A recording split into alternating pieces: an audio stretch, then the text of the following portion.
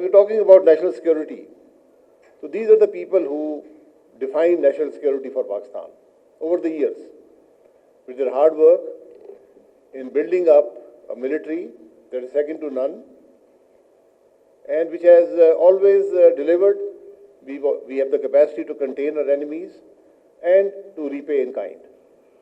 So that aspect of national security, I think, is resolved, in my opinion. General Raheel Sahab may differ, but I believe that militarily, we really don't have a problem. We must maintain our capacity, but I don't see a real issue there.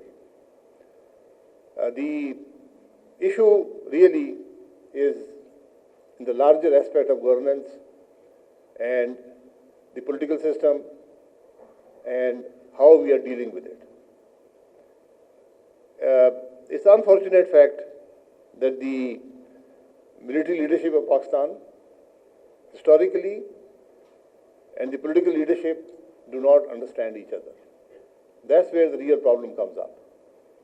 And there's unfortunately no attempt to make an attempt at understanding each other. I have chaired the National Security Committee. We had very long meetings. We broke the tradition of not having NSC meetings.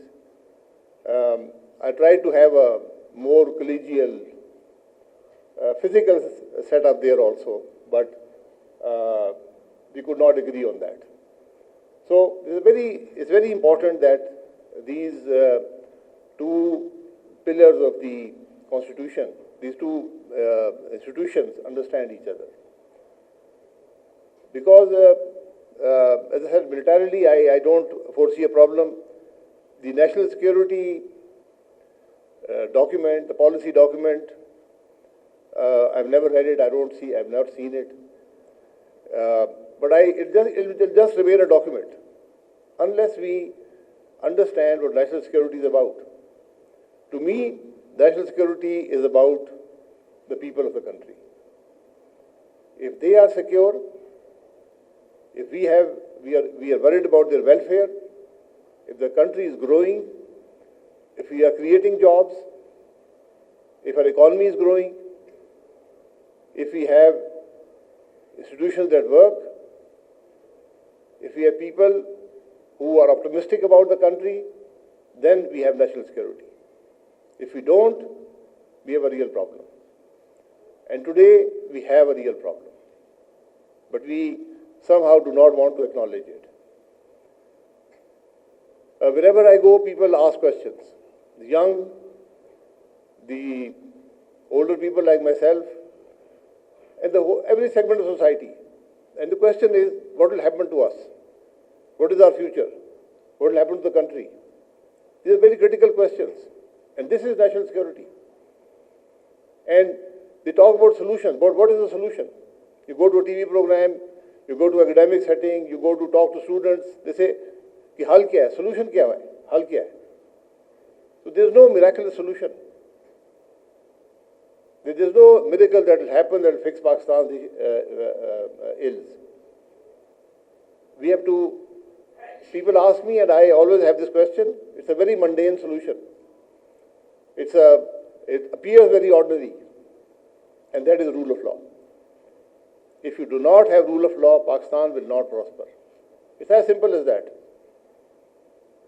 As General Ali Kuli and General Raheel Sharif, they all know, all complex problems generally have simple solutions.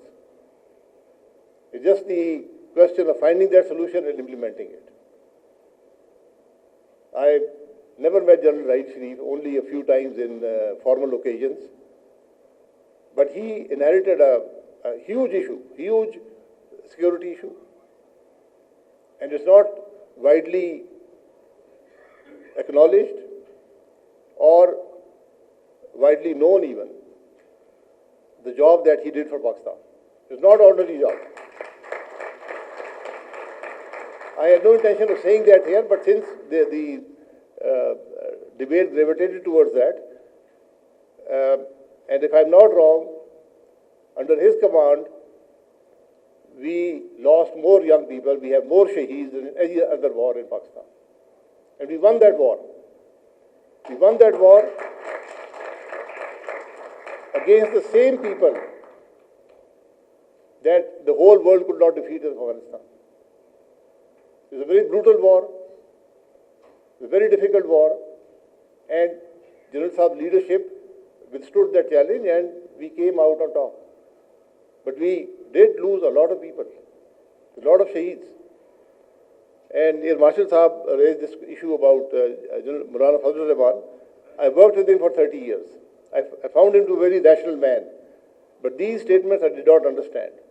And I have written to him, and I hope he will explain what he meant by his comments. These are comments which are not acceptable.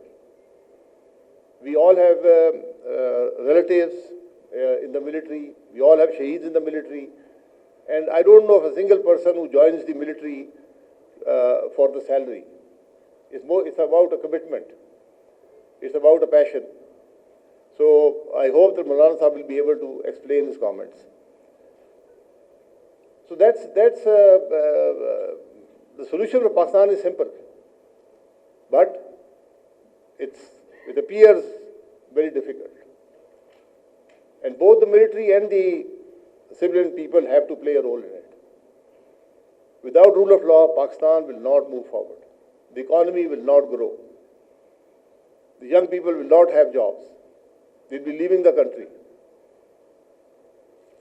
So this is something that we all need to understand. Somehow we do not understand that.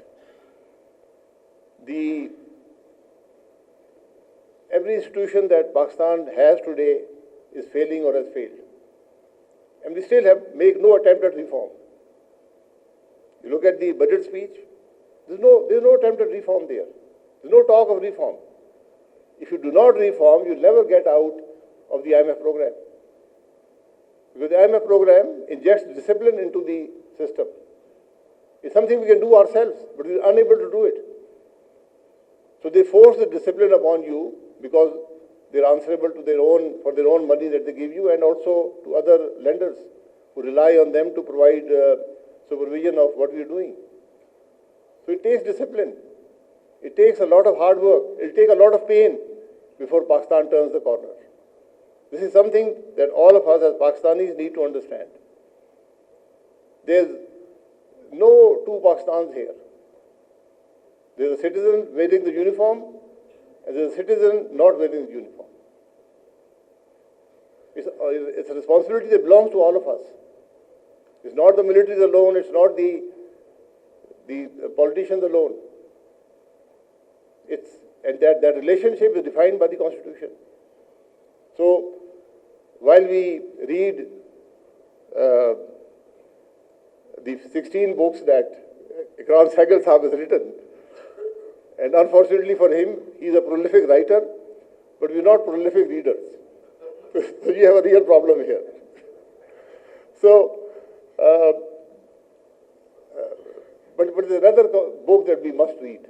It's called the Constitution. And that's one failing all of Ikram Sehgal Sahab's writings have. Rarely mentions the Constitution. He mentions it peripherally, on the sidelines. Then there's the Constitution. But that's the document that defines everything in Pakistan. If you do not follow it, you will not have a system. So it's very, very critical that we understand that. Today, you read, all of us must read we have a very explicit constitution, a very good constitution, except the parts that we keep amending. To take the amendments out, it's a pretty good constitution. There is the first part is the introduction, what Pakistan stands for. The second part, the part 2, chapter 1, is fundamental rights. 21 articles, 8 to 28. We have none of them today. The people of this country do not have the rights, the fundamental rights that the Constitution provides to us. That is why we have a problem in Pakistan. That is why we have a serious situation in Balochistan. That is why we have a serious situation in Khyber Pakhtunkhwa. That is why there is a serious situation in Azad Kashmir. We may not acknowledge the seriousness, but it's there. It will simmer. So we must read the Constitution, we must abide by the Constitution. No country can work without it. If you don't like it, change it for the better. But we cannot go on like this, really. I today worry about my country. We're all worried. Wherever you go, people are worried. The young people especially. And they are 2/3 of Pakistan. So what answer do we give them? So it's the leadership's job, military and political, to provide those answers to them. You must create that dialogue. We must iron over our differences. We were all on the same page. There's no two pages here. And it's the page of the Constitution. So that's my little contribution here. And I'm grateful again to all the people who came to attend. I'm grateful to Gram Saigal Sahab. May Allah give you hopefully 80 more years. The institutions you built, the contributions you made, mostly are not known at all. And that's the way it should be. And that's who you are. So thank you very much.